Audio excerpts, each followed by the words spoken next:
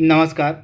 एक बार फिर से बहुत बहुत स्वागत है आप सभी का परीक्षा वर्ल्ड के इस यूट्यूब चैनल में। दोस्तों यूपी ट्रिपल पीईटी 2021 के लिए हम जो प्रैक्टिस सेट चला रहे हैं उसका जो भाग 9 है इसको आज हम कंप्लीट करेंगे।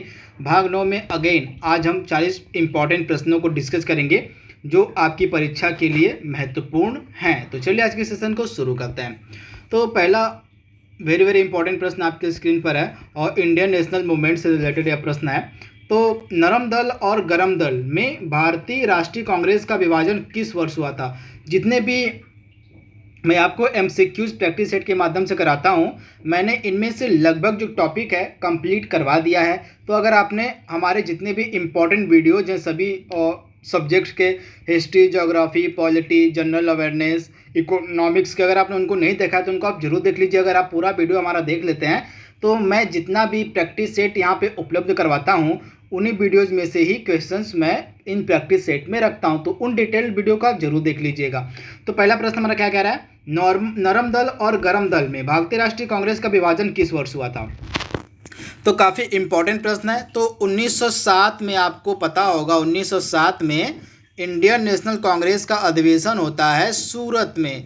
इसको हम सूरत स्प्लिट के नाम से भी जानते हैं। तो 1907 में जब भारतीय राष्ट्रीय कांग्रेस का अधिवेशन सूरत में होता है तो इसी सूरत अधिवेशन में ही नरम दल और गरम दल का विभाजन हो जाता है। तो यानी कि जो गरम दल के सदस्य थे उनको कांग्रेस से बाहर कर दिया जाता है। तो इसे आप याद रखिएगा।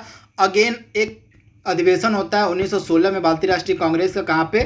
तो लखनऊ में। तो इसको हम लखनऊ पैक्ट के नाम से भी जानते हैं क्योंकि यहाँ पे दो इम्पॉर्टेंट डिसीजंस लिए गए थे। पहला डिसीजन क्या था? तो इस डिसीजन में बताया गया था कि नरम दल और गरम दल जो थे पुनः कांग्रेस में सम्मिलित हो जाते हैं, यानी कि गरम दल को जो है कांग्रेस में एंट्री दे दी जाती है इस 1916 के लखनऊ अधिवेशन में। इसे आप याद रखिएगा। तथा 1916 के लखनऊ अधिवेशन में ही कांग्रेस और मुस्लिम लीग के बीच समझौता भी होता है। तो इसे भी आप याद रखिए कि इस कारण से जो है 1916 का जो लखनऊ अधिवेशन काफ़ी इंपॉर्टेंट है। तथा इसकी अध्यक्षता की थी अंबिका चरण मजूमदार ने। तो ये सारे फैक्ट आपको याद रखने हैं। इसके बाद अगला प्रश्न है, भारत के प्रधानमंत्री को पद की शपथ कौन दिलाता है? तो भारत के प्रधानमंत्री को उनके पद की शपथ दिलाते हैं प्रेसिडेंट ऑफ इंडिया, यानी कि ऑप्शन जो इसका ए है बिल्कुल सही है। इसे आप याद रखिएगा।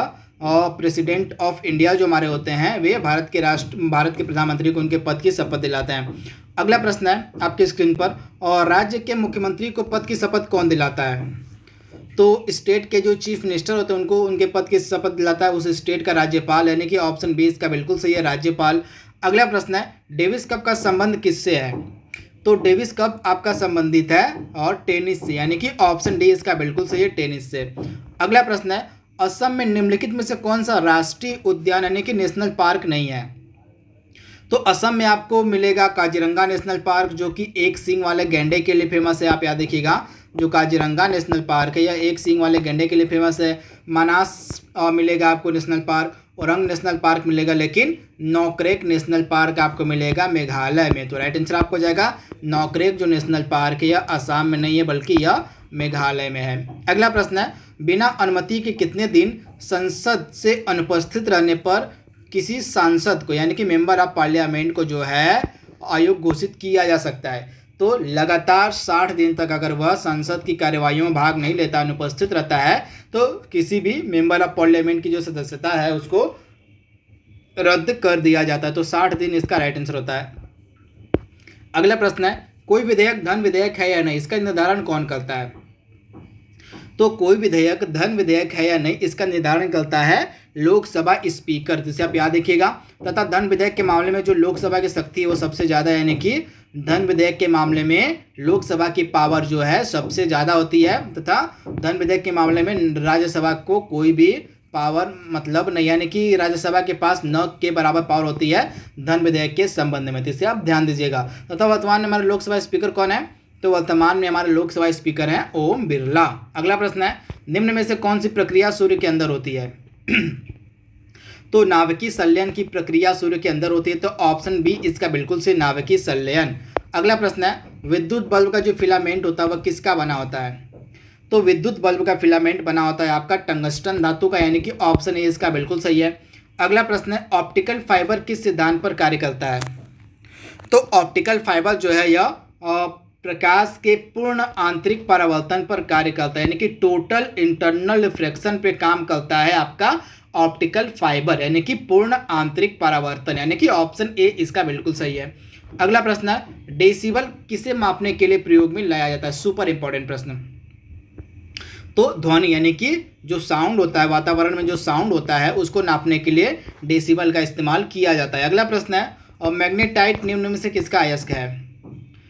तो इनमें से जो है लोहे का अयस्क होता है मैग्नेटाइट, यानी कि ऑप्शन बी इसका बिल्कुल सही है। मैग्नेटाइट जो है लोहा का अयस्क होता है। अगला प्रश्न है, और निम्नलिखित जंतुओं में से कौन मतलब किसमें जो है 3 प्रकोष्ठ वाला हृदय पाया जाता है? तो 3 प्रकोष्ठ वाला हृदय आपको मिलेगा मेंढक में, यानी कि यह उभयचर होता है। जितने भी उभयचर होते हैं उनमें जो है 3 प्रकोष्ठ वाला हृदय मिलता है। तो इसे आप याद रखिएगा, मेंढक इसका राइट आंसर हो जाएगा। अगला प्रश्न है, वॉशिंग सोडा का रासायनिक नाम आपसे पूछा जा रहा है। तो वॉशिंग सोडा का रासायनिक नाम होता है सोडियम कार्बोनेट, यानी कि ऑप्शन इसका बी बिल्कुल सही है, सोडियम कार्बोनेट। अगला प्रश्न है, और प्लांट सेल की दीवार किसकी बनी होती है? काफ़ी इंपॉर्टेंट प्रश्न है। तो प्लांट सेल की जो दीवार होती है सेलुलोज की बनी होती है, तो ऑप्शन ए इसका बिल्कुल सही है, सेलुलोज की। अगला प्रश्न है, निम्नलिखित में से कौन सा एसिड मानव शरीर में मांसपेशियों के ऐंठन का कारण बनता है? यानी कि मानव शरीर में जो मांसपेशियों में ऐंठन उत्पन्न हो जाता है वह किस एसिड के कारण होता है? तो लैक्टिक एसिड इसका राइट आंसर हो जाएगा, लैक्टिक एसिड, यानी कि ऑप्शन ए। अगला प्रश्न है, चींटी और बिच्छू के डंक में कौन सा एसिड होता है? काफ़ी इंपॉर्टेंट प्रश्न है। तो इस प्रश्न का राइट आंसर हो जाएगा हमारा मेथेनॉइक एसिड, जिसको हम फॉर्मिक एसिड के नाम से भी जानते हैं। यह चींटी और बिच्छू के डंक में देखने को मिलता है, मेथेनॉइक एसिड या फॉर्मिक एसिड। अगला प्रश्न है, अवायु शोषण यानी कि ब्रेथलेस जो ब्रेथ होती है इसमें क्या होता है?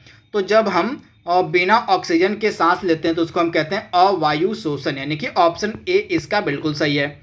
अगला प्रश्न है, निम्न में से किस रक्त समूह को सार्वभौमिक दाता कहा जाता है? काफ़ी इंपॉर्टेंट प्रश्न है। तो निम्न में से किस रक्त समूह को सार्वभौमिक दाता कहा जाता है? तो सार्वभौमिक दाता कहा जाता है जो है ओ ब्लड ग्रुप होता है, जिसका ओ ब्लड ग्रुप वाले व्यक्तियों को जो है सार्वभौमिक दाता कहा जाता है, यानी कि ऑप्शन जो इसका सी है बिल्कुल सही है, ओ ब्लड ग्रुप। अगला प्रश्न है, किस भारतीय गणितज्ञ को जो है गणित का प्रतिष्ठित Michael and Sheila Held award 2021 दिया गया है?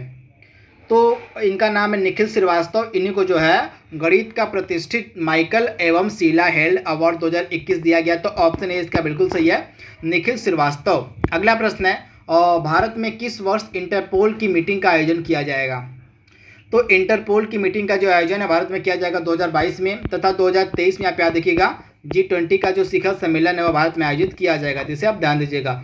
अगला प्रश्न है, हाल ही में किस देश के द्वारा जो है पंच तीर्थ धार्मिक स्थल को राष्ट्रीय धरोहर घोषित किया गया है? तो यह देश है पाकिस्तान। पाकिस्तान ने पंच तीर्थ नामक धार्मिक स्थल को जो है राष्ट्रीय धरोहर घोषित किया है। तो ऑप्शन ए इसका बिल्कुल सही है। अगला प्रश्न है, और हाल ही में पाकिस्तान के पहले हिंदू सिविल जज के रूप में किसे नियुक्त किया गया है? तो पाकिस्तान की पहली जो हिंदू सिविल जज है बनाई गई हैं सुमन कुमारी, यानी कि ऑप्शन ए इसका बिल्कुल सही है, सुमन कुमारी। अगला प्रश्न है, हाल ही में राष्ट्रीय युद्ध स्मारक कहाँ बनाया गया है? तो जो नेशनल वॉर मेमोरियल है यह बनाया गया है आपका नई दिल्ली में। तो ऑप्शन बी इसका बिल्कुल सही है, नई दिल्ली। अगला प्रश्न है, हाल ही में भारत ने किस देश के साथ S-400 ट्रायम्फ डील पर हस्ताक्षर किया? यानी कि जो एंटी टैग गाइडेंस आपकी ये है S-4 ट्रायम्फ डील है, भारत ने की S-400, भारत खरीद रहा है रसिया से, यानी कि ऑप्शन बी इसका बिल्कुल सही, S-400 को हम रसिया से खरीद रहे हैं। इसके बाद राफेल लड़ाकू विमान हमने कहाँ से खरीदा था? तो राफेल लड़ाकू विमान हमने खरीदा था और फ्रांस की डसॉल्ट कंपनी से, इसे भी आप ध्यान दीजिएगा। यूनाइटेड नेशन इन्वायरमेंट प्रोग्राम का हेडक्वार्टर आपसे पूछा जा रहा है।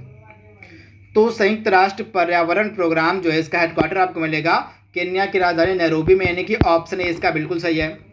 अगला प्रश्न है, ease of doing business index 2020 में भारत का क्या स्थान था? तो 2020 का जो ease of doing business index जारी किया गया था इसमें भारत का स्थान था 63वां, यानी कि ऑप्शन बी इसका बिल्कुल सही है, 63वां स्थान था। अगला प्रश्न है, हाल ही में भारत का पहला रोबोकॉप कहाँ प्रारंभ किया गया है? तो India's first RoboCop was launched in Kerala, यानी कि ऑप्शन बी इसका बिल्कुल सही है, केरल में। अगला प्रश्न है, अमेरिकी प्रशासन ने निम्न में से किस भारतीय को अंतर्राष्ट्रीय भ्रष्टाचार रोधी चैंपियंस अवार्ड से सम्मानित किया है? तो इनका नाम है अंजलि भारद्वाज। अंजलि भारद्वाज को जो है अंतर्राष्ट्रीय भ्रष्टाचार रोधी चैंपियंस अवार्ड से सम्मानित किया गया है अमेरिकी प्रशासन ने। अगला प्रश्न है, हाल ही में किस राज्य में कुटुंबश्री होटल खोला गया? इसमें बहुत ही कम पैसों में गरीबों को भोजन दिया जाता है, तो यह कुटुंबश्री होटल खोला गया है केरल में, यानी कि ऑप्शन सी इसका बिल्कुल सही है। अगला प्रश्न है, PSLV का पूरा नाम क्या है? तो PSLV का पूरा नाम होता है पोलर सैटेलाइट लॉन्च व्हीकल, यानी कि ऑप्शन ए। अगला प्रश्न है, निम्न में से किस वायसराय का संबंध रॉलेट एक्ट से है? तो रॉलेट एक्ट लाया गया था 1919 में, उस समय भारत का वायसराय था लॉर्ड चेम्सफोर्ड, यानी कि ऑप्शन बी इसका बिल्कुल सही है। अगला प्रश्न है, भारतीय राष्ट्रीय कांग्रेस की पहली महिला अध्यक्ष कौन बनी थी? तो आपको पता है यहाँ पे पहली महिला अध्यक्ष की बात हो रही है, तो यहाँ पे एनी बेसेंट आपका राइट आंसर हो जाएगा। 1917 में जो है एनी बेसेंट जो है भारतीय राष्ट्रीय कांग्रेस का जो कलकत्ता अधिवेशन हुआ था उसकी इन्होंने अध्यक्षता की थी, तो इसे आप ध्यान दीजिएगा। इसके साथ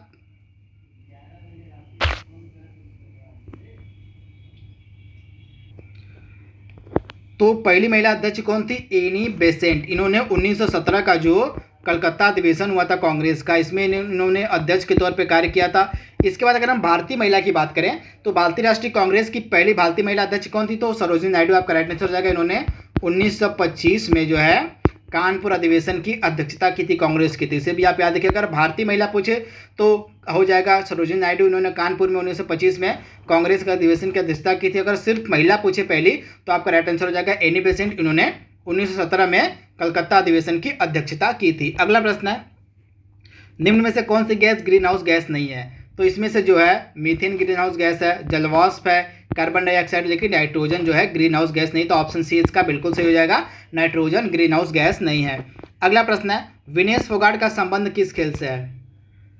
तो विनेश फोगाट का संबंध है आपका कुश्ती से, यानी कि ऑप्शन बी इसका बिल्कुल सही है। अगला प्रश्न है, महायान का संबंध निम्न में से किस धर्म से है? तो हीनयान महायान ये दो संप्रदाय थे और बौद्ध धर्म के, तो ऑप्शन बी इसका बिल्कुल सही है। और बौद्ध धर्म इसका राइट आंसर हो जाएगा। महायान का जो संबंध है यह बौद्ध धर्म से है। अगला प्रश्न है, और अलमाटी बांध किस नदी बनाया गया है?